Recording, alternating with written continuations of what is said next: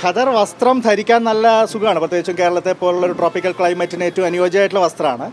ഞങ്ങൾക്കൊക്കെ ഇഷ്ടമാണ്. ഇപ്പം ഞാനടക്കമുള്ള ആളുകൾ ഖദർ വസ്ത്രം ധരിക്കുന്ന ആളുകളാണ്. എന്നാൽ എല്ലാ സമയത്തും ഖദറാണോ ധരിക്കുക എന്ന് ചോദിച്ചാൽ കൺവീനിയൻസിനനുസരിച്ച് ഏറ്റവും കംഫർട്ടബിളായിട്ട് ഓരോ ഒക്കേഷനനുസരിച്ച് വസ്ത്രധാരണം നടത്തുക എന്നുള്ളതാണ് നമ്മുടെയൊക്കെ രീതി. എനിക്ക് തോന്നുന്നു ഈ രാഷ്ട്രീയ പ്രവർത്തകർ വസ്ത്രധാരണം കൊണ്ടോ മറ്റേത് രീതി കൊണ്ടോ പൊതുജനങ്ങളിൽ നിന്ന് വ്യത്യസ്തരായി സ്വയം ഭാവിക്കുകയോ ആ നിലയിൽ പ്രദർശിപ്പിക്കുകയോ ചെയ്യേണ്ട ആളുകളല്ലല്ലോ. എങ്ങനെയാണോ ഈ നാട്ടിലെ സാധാരണക്കാരായിട്ടുള്ള മഹാഭൂരിപക്ഷം ആളുകളും വസ്ത്രധാരണം നടത്തുന്നത്, ആ രീതിയിൽ തന്നെയുള്ള വസ്ത്രധാരണമാണ് രാഷ്ട്രീയ പ്രവർത്തകർക്കും ഏറ്റവും അനുയോജ്യമായിട്ടുള്ളത്. അപ്പോൾ ആ നിലയ്ക്ക് ഖദർ അല്ലാത്ത വസ്ത്രങ്ങളും ഞങ്ങൾ ധരിക്കാറുണ്ട് എന്ന് മാത്രമേ ഉള്ളൂ. അപ്പോൾ ഖദറിൻ്റെ വലിയൊരു ലെഗസി ഉണ്ട്, വലിയൊരു ചരിത്രമുണ്ട്, വലിയൊരു പൊളിറ്റിക്സ് ഉണ്ട്. ഇന്ത്യയുടെ ദേശീയ സ്വാതന്ത്ര്യ പാരമ്പര്യമായിട്ട് ബന്ധപ്പെട്ട് നിൽക്കുന്ന ഒന്നാണ്. അതുകൊണ്ട് തന്നെ ഖദറിനെ തള്ളിക്കളയാൻ ആർക്കും സാധിക്കില്ല. അപ്പോൾ ഞാനൊക്കെ എല്ലാ വർഷവും ഖദർ വസ്ത്രങ്ങൾ വാങ്ങാറുണ്ട്, പ്രത്യേകിച്ചും റിബേറ്റുള്ള സമയത്തൊക്കെ.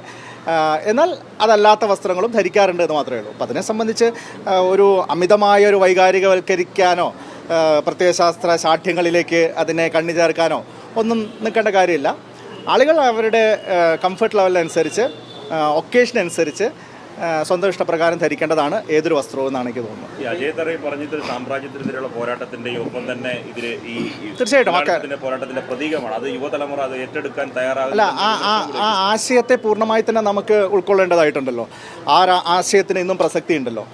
എന്നാൽ അതിനെ പ്രതീകവൽക്കരിക്കുന്ന ഒരു സിംബോളിസമാണ് ഖദറിലൂടെ മുന്നോട്ട് വയ്ക്കുന്നത്. ആ സിംബോളിസത്തിൽ മാത്രം നിന്നുകൊണ്ട് കാര്യമില്ല, അതിൻ്റെ രാഷ്ട്രീയത്തെ മുന്നോട്ട് കൊണ്ടുപോകുക എന്നുള്ളതാണ്. അപ്പോൾ ആ നിലയിൽ ഇന്നും സാമ്രാജ്യത്വ വിരുദ്ധ നിലപാടുകൾ അതിശക്തമായിട്ട് തന്നെ ഉയർത്തിപ്പിടിക്കുന്ന ഒരു പാർട്ടിയാണല്ലോ ഇന്ത്യൻ നാഷണൽ കോൺഗ്രസ്. ലോകത്തിലെ ഏറ്റവും വലിയ സാമ്രാജ്യത്തെ ഇല്ലാതാക്കിയ ഒരു രാഷ്ട്രീയ പ്രസ്ഥാനം എന്ന നിലയിൽ ആ നിലപാടിൽ ഒരു മാറ്റവുമില്ല, വിട്ടുവീഴ്ചയില്ല, അത് തുടരും. അതിൻ്റെ ഒരു സിംബോളിസമാണ് ഖദറിലൂടെ മുന്നോട്ട് വയ്ക്കപ്പെടുന്നത്. ആ സിംബോളിസത്തിൽ മാത്രമല്ല, അതിൻ്റെ ആന്തരികമായിട്ട് രാഷ്ട്രീയത്തെ അതിൻ്റെ ഉൾക്കാമ്പിനെ ചേർത്ത് പിടിക്കുക എന്നുള്ളതാണ് ഏറ്റവും പ്രധാനപ്പെട്ട കാര്യം. അതൊക്കെ ശരിയാണ്. ഖദർ ഖദർ പെട്ടെന്ന് അഴുക്കാവും, അല്ലെങ്കിൽ പെട്ടെന്ന് അത് മെയിൻറ്റെയിൻ ചെയ്യുക കുറച്ച് പാട് തന്നെയാണ്. അതുകൂടി ആയിരിക്കാം പുതിയ തലമുറയെ കുറച്ച് മാറി ചിന്തിക്കാൻ പ്രേരിപ്പിക്കുന്നത്. അത് സ്വാഭാവികമാണെന്നേ. അതിലൊന്നും ഇത്ര വലിയൊരു വിവാദം ഉണ്ടാക്കുകയോ അല്ലെങ്കിൽ വൈകാരികവൽക്കരിക്കേണ്ട കാര്യമുണ്ടെന്ന് ഞാൻ കരുതുന്നില്ല.